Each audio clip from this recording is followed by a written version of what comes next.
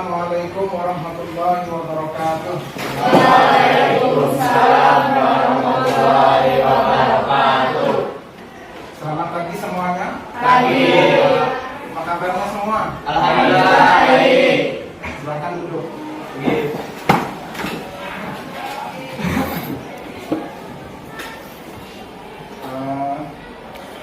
Sebelum masuk pembelajaran, kita berdoa dulu. Berdoa. Salah satu temannya boleh pimpin untuk berdoa. Silakan maju ke depan.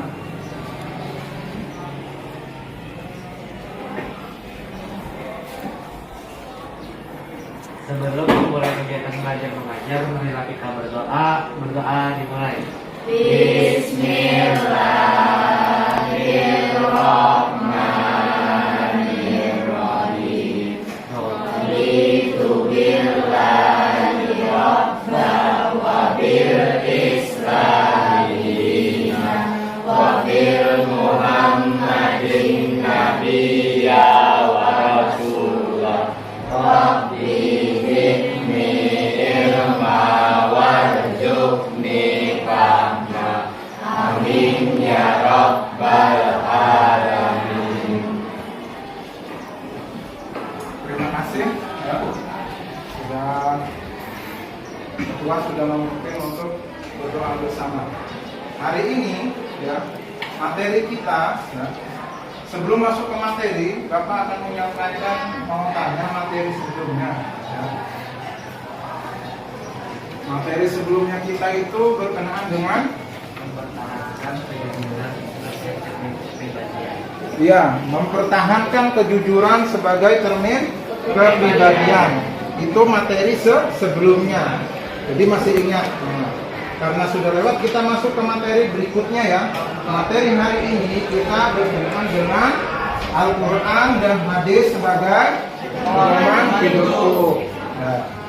Oke, bagus.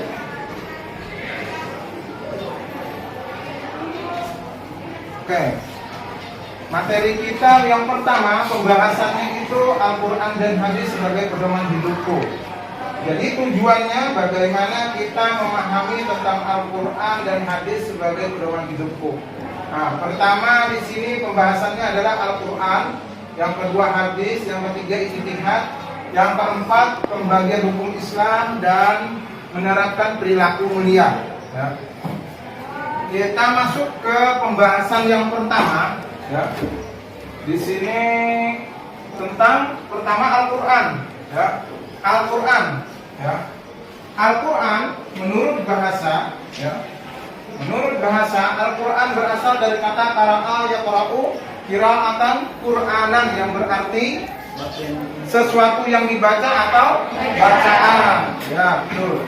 Lalu menurut istilah, yaitu firman Allah Subhanahu wa taala yang diturunkan kepada Nabi Muhammad SAW, ya, melalui perantaraan malaikat Jibril, ya, dalam bahasa Arab, ya, dimulai dengan surah Al-Fatihah dan diakhiri dengan surah An-Nas. Itu pengertian daripada Al-Quran. Lalu yang kedua, ini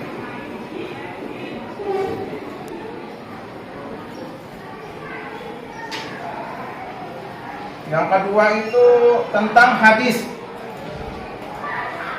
Hadis secara bahasa, ya, berarti perkataan atau ucapan. Menurut istilah, ya, menurut istilah, hadis adalah segala perkataan, perbuatan dan ketetapan takrir yang dilakukan oleh Nabi Muhammad SAW. Itu pengertian daripada hadis. Lalu yang ketiga itu mencakup daripada ijtihad. Oke, siapa yang mau bacakan apa pengertian daripada ijtihad? Ada yang tahu pengertian daripada ijtihad?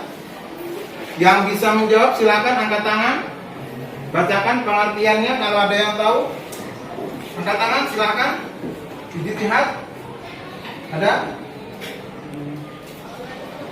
Ijtihad? Ada? Ya, silahkan. Pengertian ijtihad. Arti ijtihad berasal dari bahasa Arab. Ijtihad yaitu ta'budi, ijtihadan yang berarti mengarahkan segala kemampuan, bersungguh-sungguh, mencurahkan tenaga atau bekerja secara optimal. Oke, ya betul. Jadi itulah pengertian daripada ijtihad. Nah, sekarang kalian Bapak minta bentuk kelompok. Bentuk kelompok langsung bergabung dengan kelompoknya. Kelompok 1 sini, kelompok 2 sini, ya. Kelompok 3 sana. Sisanya kita gabung. Ya, silakan mulai langsung. Langsung tinggal geser saja. Silakan. Yang laki-laki boleh ke sini yang laki-lakinya langsung. Ke sini.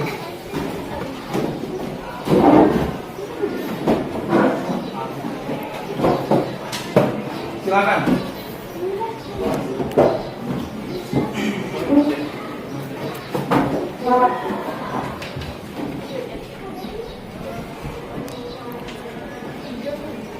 Sudah? Oke, sudah terbentuk kelompoknya. Setiap kelompok membuat pertanyaan, lalu nanti dijawab oleh kelompok yang lain.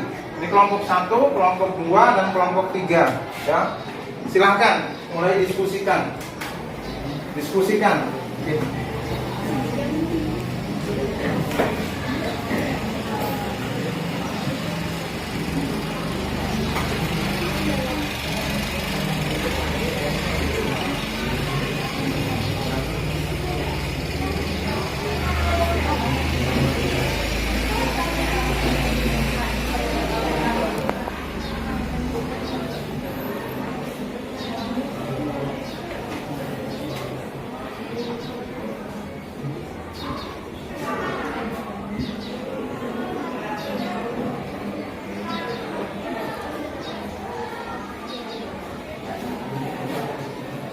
Oke, sudah ya? Oke, sudah. Oke, sekarang kelompok 1. Mana kelompok 1? Oke, kelompok 1. Kelompok 1 sudah ditentukan. Oke, silakan berdiri. Nanti kelompok yang ditunjuk maju ke depan untuk menjawab. Silakan. Hukum dalam Al-Quran itu apa saja? Oke, silakan. Kelompok 2 menjawab. Silakan. Hukum apa saja yang ada dalam Al-Quran? Hukum yang ada dalam Al-Quran ada 3, yaitu akidah atau keimanan, syariah atau ibadah, akhlak atau budi pekerti. Oke, betul. Silakan duduk. Tepuk tangan. Jadi hukum Islam yang ada dalam Al-Quran itu ada 3. 1, akidah atau keimanan. Yang kedua, syariah atau ibadah. Yang ketiga, akhlak atau budi pekerti. Oke, silakan berikutnya kelompok 2. Pertanyaannya silakan berdiri. Apa fungsi hadis terhadap Al-Quran? Oke. Pertanyaan kelompok 2, apa fungsi hadis terhadap Al-Quran? Silakan kelompok 3 yang sudah.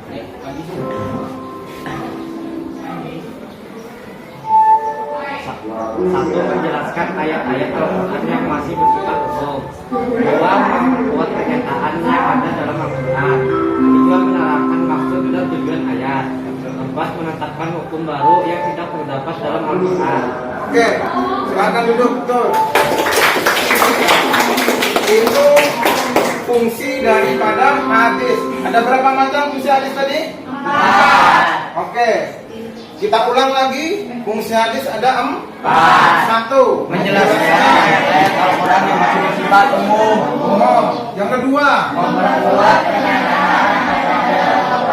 yang ketiga, yang keempat. Oke, itu adalah fungsi hadis terhadap Al-Quran. Oke, sekarang kita masuk ke kelompok yang ketiga. Kelompok 3 mana tadi? Angkat tangan. Oke. kelompok 3, silakan pertanyaannya. Apa saja syarat-syarat berijtihad? Apa saja syarat-syarat berijtihad? Silakan kelompok 1 maju ke depan untuk jawab pertanyaan kelompok 3. Syarat-syarat berijtihad terdapat, yaitu memiliki pengetahuan yang luas dan mendalam. 2. Memiliki pemahaman mendalam tentang bahasa Arab, ilmu, tafsir, usul fikih dan sejarah. 4. Memahami cara menggunakan buku istinbat, memiliki keluaran akal tidak. Oke, bagus. Tangan untuk jawaban dulu. Nah, itu adalah syarat-syarat berijtihad. Kalau dalam ini syarat tidak dipenuhi, maka dia tidak bisa untuk berijtihad. Maka syaratnya harus dipenuhi daripada ijtihad itu sendiri. Nah, oke, terima kasih daripada jawaban kelompok 1. Nah, sekarang kesimpulannya daripada Al-Quran, hadis, dan ijtihad. Apa? Siapa yang mau jawab? Silakan. Kesimpulan daripada materi Al-Quran, hadis, dan ijtihad.